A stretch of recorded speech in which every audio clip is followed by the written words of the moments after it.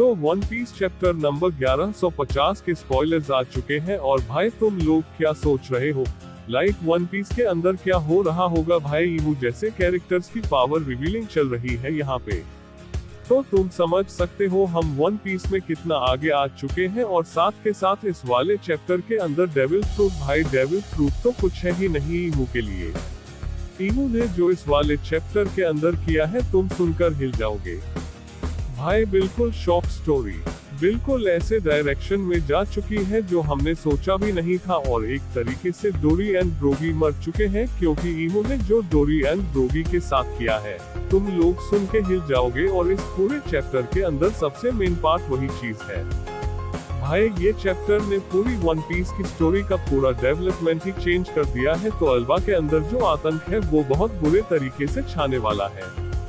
मैं तुम्हें इस वाले चैप्टर को पूरा A to Z समझाऊंगा, बट उससे पहले जिस बंदे ने चैनल को सब्सक्राइब नहीं किया भाई, 500 के बहुत ज्यादा करीब हो, करोगे तो हो जाएंगे जल्दी और फ्री भी है तुम्हारे लिए, सब्सक्राइब करना तो कर दो यार। चैप्टर नंबर 10,150 का नाम होने वाला है डोमी रिवर्स, और यह भाई नाम कोई ऐसा वैसा नाम नहीं है। इस एक चैप्टर के अंदर इस नाम के अंदर इमू की पावर है भाई। ये डोमी रिवर्स किसी टाइप की बुक है जिससे इमू जादू कर सकता है, कर सकती है, जो भी है। पहले मेरे को भी इस चीज को सुन के विश्वास नहीं हुआ था।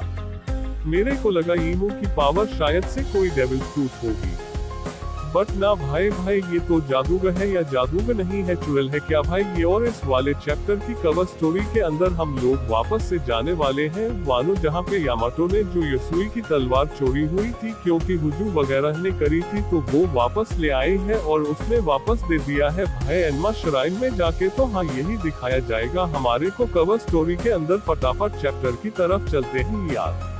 तो इस वाले चैप्टर की स्टार्टिंग ही होती है जो गनको के अंदर इमू समझ चुका है। वो भाई बहुत ही तगड़ी कॉन्करा हॉकी से अटैक करता है पूरे अल्बा के ऊपर, और उस हॉकी के असर से कुछ जॉइंट्स और बाकी सारे बच्चे बेहोश हो जाते हैं। भाई ये वो रेसेंट से क्या करना चाह रहे हैं? भाई इमू की पावर्स, इमू की हाकी रिवील हो रही है यार। भाई बहुत आगे आ चुके हैं यार हम लोग। तो यहाँ पे डोर एंड ब्रोगी और बाकी के सारे जायंट सोचते हैं कि भाई अब हम लोग को ही कुछ करना पड़ेगा। तो वो लोग फटाफट से अटैक करते इमू जो कि गनको के अंदर है उसके ऊपर। बट यहाँ पे जो इमू है भाई वो कोई मैजिक बुक निकालता है और उसके अंदर से कुछ पता नहीं क्या भाई नाइफ वगैरह से और गन्स वगैरह निकालता है इमू, जिसके बाद वो जितने भी जायंट्स हैं और डोरी एंड ब्रोगी सबको शूट करता है। उनसे से किसी को तलवार मारता है और किसी को गन से गोली मारता है, और एक गोली जाके ब्रोगी के हाथ में लग जाती है। अब भाई क्योंकि एल्बा का कोई भी राजा नहीं है तो इमू बोलता है कि डोरी एंड ब्रोगी अब नए राजा बन चुके हैं। But the hill is going on भाई। अब तक तो मेरे को लगा था यार यहाँ का राजा जारुल होगा। जारुल जो है वो बिका पड़ा है वर्ल्ड गवर्नमेंट को, और जो सोमस है उसने भी आके यही बोला कि जारुल फटाफट से फैसला ले क्योंकि तू यहाँ का नया राजा है। बट यहाँ पे इमू ने डोरी एंड ब्रोगी के गोली मारी और उनको राजा बना दिया। भाई क्या चल रहा है यहाँ पे? अब सब के सब तो यह सोच रहे होंगे कि भाई अगर इमू ने अनाउंस कर दिया कि डोरी एंड ब्रोगी राजा बन गए तो वो लोग क्या एक्सेप्ट कर लेंगे इमू का ऑर्डर? भाई जो इमू ने करा है उनके साथ सुनो।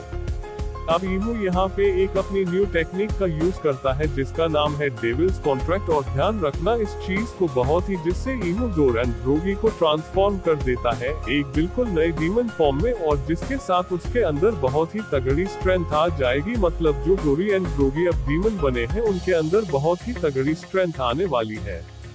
साथ के साथ इमॉर्टल भी, मतलब उन लोग को मारना पॉसिबल ही नहीं है। बट इसके बदले इमू ने उनका थोड़ा सा लाइफ स्पैन ले लिया है। भाई तुम समझ रहे हो इमू कैसे जिंदा है अब तक? यहाँ तो एक तरीके से पूरा इमू का रिवील कर दिया गया। सब कुछ इमू जादू कर सकता है। इमू अपनी जादू वाली बुक निकालता है, वो डोरी एंड ब्रोगी को ट्रांसफॉर्म करता है किसी डीमन के अंदर, बदले में उनकी थोड़ी सी जिंदगी का टाइम ले लेता है, और इमू 800 सालों से जिंदा है। यह बात सच हो सकती है क्योंकि वो सीधा सोल कॉन्ट्रैक्ट करता है तुम्हारी सोल के साथ, सीधा उसका कॉन्ट्रैक्ट। जब चाहेगा तुम्हें मार देगा, और इस टाइम पे डोरी एंड ब्रोगी तक खुद उसके कंट्रोल में आ चुके हैं। एक तरीके से इसका मतलब डोरी एंड ड्रोगी अब एक तरीके से तो वो दोनों के दोनों मर चुके हैं, क्योंकि वो लोग अब ईमू के कंट्रोल में आ चुके हैं। यहाँ पे चैप्टर के एंड के अंदर जो ईमू है वो बहुत ही तगड़ी डीमंस की आर्मी बना देता है। मतलब वो बहुत ही सारे जायंट्स को चाकू और गोलियों से मारता है, तो उन गोलियों और चाकू के लगने से वो सारे के सारे ट्रांसफॉर्म हो जाते हैं डीमन के अंदर, और ईमू ने उन सब से थोड़ा थोड़ा लाइफ स्पैन ले लिया है और उन लोग को पावर दे दिया है। अब वो लोग भी इमॉर्टल हो चुके हैं, तो क्या करने वाले हैं ये। अब यहाँ पे जो हमारे को मेन काम पड़ेगा वो पड़ेगा गबान का, कि वो इनकी इमॉर्टल को भी असर कर पा रहा था, बट गबान यहाँ पे गिर चुका है। तो भाई अब देखना है, बहुत ही तगड़ी चीजें होने वाली है वेलवाक के अंदर। ईमू यहाँ पे उन जायंट्स डेविल को साथ के साथ MMA ड्रीम मॉन्स्टर को बोलता है कि भाई जाओ सारे के सारे जारुल को मार दो, और ये एकदम से जारुल को मारने का ड्रीम लाइफ, क्योंकि यहाँ पे जारुल सोमस की सुन नहीं रहा था, वो बहुत ही ज्यादा डिले कर रहा था, जो ईमू को पसंद नहीं आया। मेरे हिसाब से ईमू सब कुछ देख रहा था और मैं समझ चुका हूँ ईमू कौन है। ईमू एक गंजी चुड़ैल है। मैं तुम्हारे को ढंग से बताऊंगा क्यों है, और एक बात को सारे के सारे याद रखना कि जो भी डीमन जायंट्स हैं उनकी जो हाइट है वो अब ओर्स के बराबर हो चुकी है, तो तुम समझ सकते हो भाई अल्बा के अंदर क्या बलमा मचने वाला है। साथ के साथ एक बहुत ही तगड़ी और इंटरेस्टिंग चीज जो तुम लोग सोच भी नहीं सकते कि हो सकती है। अगले हफ्ते कोई ब्रेक नहीं है, मतलब चैप्टर आएगा और इसके बाद जो चैप्टर आएगा मेरे हिसाब से वो फाड़ देगा। भाई सब कुछ लूफी को आना ही पड़ेगा, और गियर 5 वर्सेस ईमू अभी से देखने में क्या मजा आने वाला है। भाई मतलब ब्लैक बियर्ड है क्या फाइनल विलन।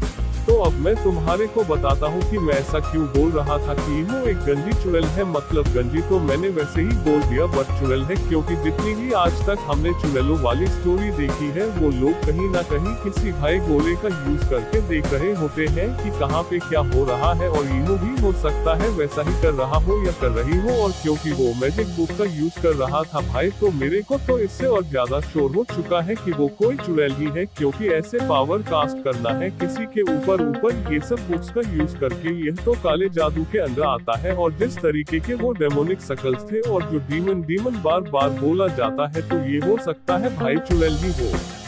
पर एक प्रूफ इसका ये कि वो चुड़ैल क्यों है, क्योंकि भाई तुम एक चीज को सोचो, एकदम से डोरियन रूबी को राजा बनाना, जबकि जो तुम्हारे अंदर का बंदा है वो जारुल लगता है अब तक। जब सोमस ऑर्डर दे रहा था जारुल को कि भाई तू बता क्या करना है, तो एक तरीके से ऐसा लगा कि वर्ल्ड गवर्नमेंट ने पीछे से जारुल को कुछ न कुछ समझा रखा है, और सोमस के चेहरे की खुशी वो बता रही थी कि हाँ भाई ये अपना बंदा है। बट क्योंकि जारुल उनकी बात नहीं मान रहा था, टाइम को डिले कर रहा था, ईमू ने इस चीज को देखा और बोला अब ये काम का बंदा नहीं रहा, इसको लात मार दो। तो इसीलिए उसको मारने का ऑर्डर भी दिया जा चुका है, और ये सब वो किसी वही गोले से जो देखते हैं उससे ही देख रहा हो। क्या ईमू के पास ये भी पावर्स है कि वो लोगों की एज को देख सकती है, जैसा डेथ नोट में होता था, क्योंकि यहाँ पे एक रीजन ये भी हो सकता है जारुल को ना राजा बनाने का कि उसका जो लाइफ स्पैन है वो इतना ना, उसका जो लाइफ स्पैन है वो इतना ना हो जितना डोरियन ड्रोगी का हो, क्योंकि उसको लाइफ स्पैन को अपनी तरफ खींचना भी होता है।